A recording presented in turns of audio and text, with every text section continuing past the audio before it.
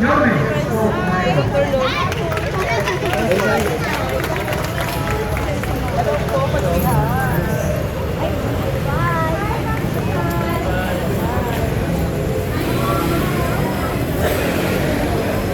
Ano Awi?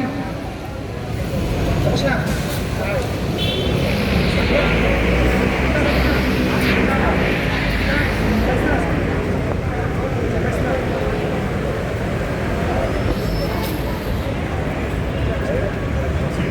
Magandang tanghali po ang ating pong Vice Mayor G. Atienza.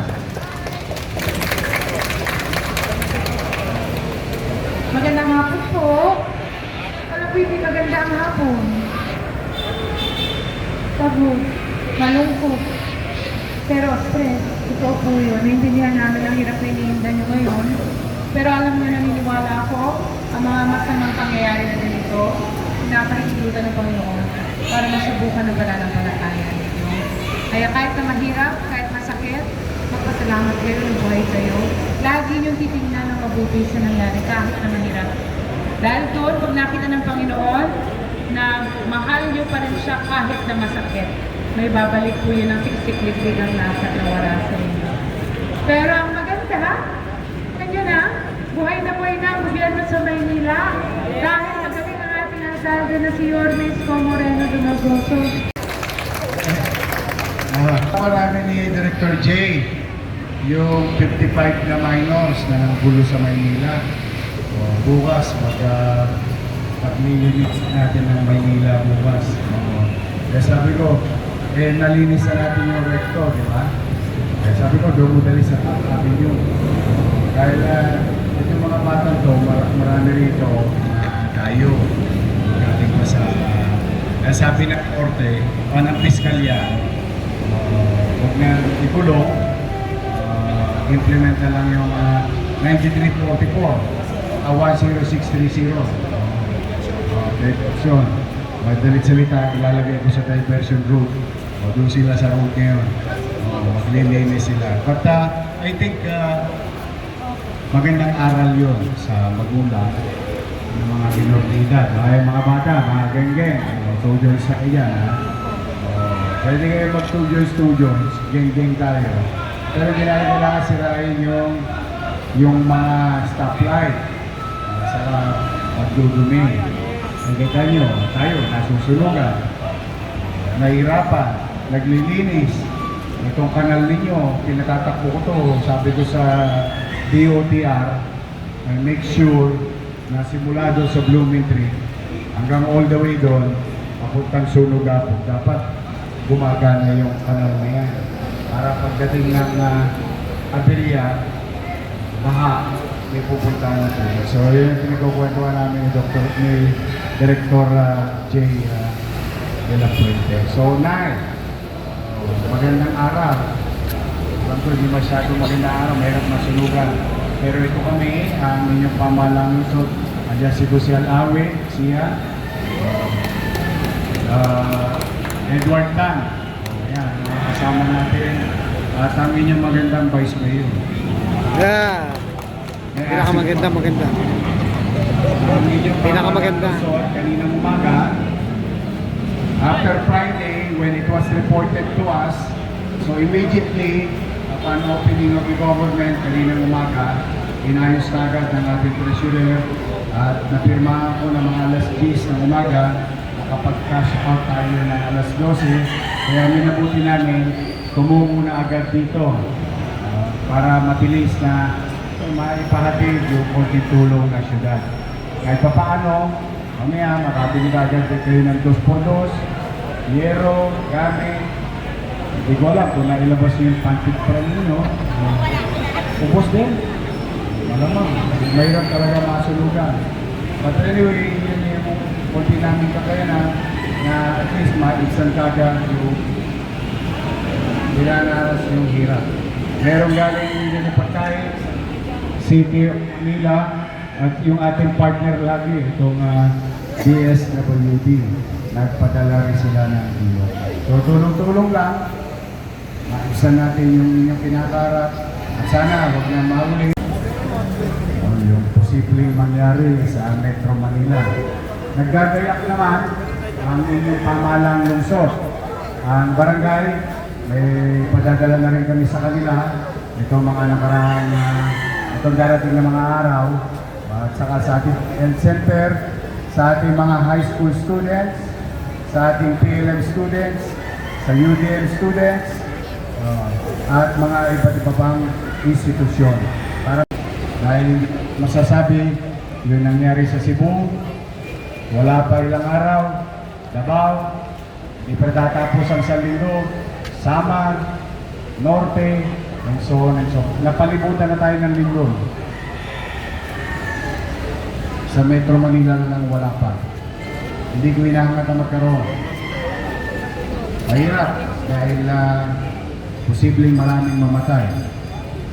Yun ang assessment ng national government. Tayo ba'y handa bilang lungsod? Handa. Ang tanong, sapat ba? Hindi natin makukwenta kung gaano kalaki ang mangyayaring aberya. But rest assured, may gobyerno sa lungsod ng Maynila. Tulong-tulong lang, katulad na nangyari ngayon, pagbukas ng opisina, dokumento, bago mananghali, taas, tapos mabakagad sa wala na pagpapabukas, basta may available na pera. Kahit hirap-hirap tayo sa cash, naitatawid ko. Ngayon, yung mga lespo natin, sino ba may kamag-anak sa inyong pulis? Ayun, tatama ngayong Miyerkules yun. May anak kayong pulis? Yun. Sir Libre, kamag-anak namin. Yung utang ng syudad sa ating mga pulis ng 2024 pa. Sesya na kayo, hindi naman ako mayor noon, ha? Pero magkaganon man, kahit na lumang obligasyon, kikilalanin ko naman. So, July, August, September 2024. Sa Miyerkules, makukuha na lahat ng pulis Maynila ang kanilang allowance. I just released 20 million pesos para sa ating mga pulis naman. O susunod ko na dyan, di ba, senior, PLN, tapos na. Ngayon, pulis naman. Susunod ko na dyan, solo parent, PWD, at saka UDM. Yung mga nakaraang taon, i-update ko. Unti-unti lang. Walang pinagkaiba sa bahay nyo ngayon ng pamahalang lungsod ng Maynila. Sa bahay nyo, sa bawat pamilya, pag kumita, may chika. Ganun lang naman talaga. Ngayon, ang lungsod ng Maynila, pag may kinita, arya. Pag walang kinita, Nga. pero, kung meron man akong isi-share sa inyo, huwag kayo mag-alala. Ang year ninyo, sanay nang wala. Nakaraos na ako. Salamat sa Diyos. Kaya ano man ang meron, sisinupin ko. Pero pipiliin ko maging masaya ang Pasko ng bawat pamilyang Manila. Tapos may extra ulit ang mga senior citizens sa Pasko. Yun! Pasensya na kayo mga bata, una-una lang yan. Unahin ko muna yung aking paborito. Hindi siya perfecto, pero at least 95%, 97% lagi prioridad ko yung ating mga minamahal na lolo at lola.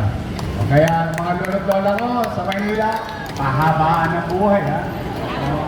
Hanggat kaya, gusto ko pitipan lang yung ating mga matatanda na maramdaman nila na mahal sila ng gobyerno ng Maynila. Sa mga bata naman, huwag kayo masyadong magmadali. Enjoy your youth. Kasi sayang ang panahon. Enjoy. Kaya sa mga kabataan, yung mga less than 18 years old, pag alas 10, anong gagawin? Anong gagawin? Makinig kayo sa lolo't lola nyo. Sa mga nanay tatay nyo, pag alas 10, tiklop na la mesa. Way una. Loob to. Huwag nang maging makulit. Kasi, para rin naman yan sa kaligtasan ninyo. Makinig kayo sa nanay tatay nyo. Kung ako, hindi ako natakot sa nanay ko, malamang, pariwara natin ako ngayon. At tingnan ninyo, sa pakikinig ko sa nanay ko, matapang yung nanay ko, makukulata ako lagi nun eh. Noong araw, ewan ko, tanong nyo sa mga lolo't lola nyo, nanay tatay nyo, sansuwi kami. Itanong nyo sa kanila, ano yung gusto yung sansuwi? Sansut-sut uwi. Pag pumito na yung kahit nasa eskinita ka, kabisado mo yung tono ng nanay mo, kabisado mo yung tono ng tatay mo, uwi na. Pagtiklop na ng araw, tayo na. Tulog maga, pasok sa eskwela. Awa ng Diyos. Yung pag-iikpit ng nanay ko sa akin, naging mayor ako ng Maynila. Yun. Ngayon, ang tanong, pwede ba yung mangyari sa inyo, mga bata? Bakit naman hindi? Nangyari sa akin, hindi pwede rin mangyari sa inyo. Nagtagumpay ako, o pwede rin kayo magtagumpay. Kaya, alas 10, ano gagawin? Uwi na. Weo! Love ko! O, tujoy sa inyo, tujoy sa inyo. Huwag kayo nasisira ng stoplight, ha? Paglilinis kayo ng abilidad. So, sa akin mga minamahal na taga-distrikto, mga nanay-tatay ko, steady lang kayo, basta marami pa tayo magandang balita. So, muli, sa inyo, nakikiisa kami, Vice Mayor at ang ating mga That's enough. bawat kasunugan, o bawat sa inyo, na pamilya tatanggap ng 15,000 pesos. Yun. Partida yan. Ala pa tayong chape. Tukod na tukod. Basta hanggat kaya, Arya. Hanggat may sinunod ng gurion, Arya lang ako ng Arya.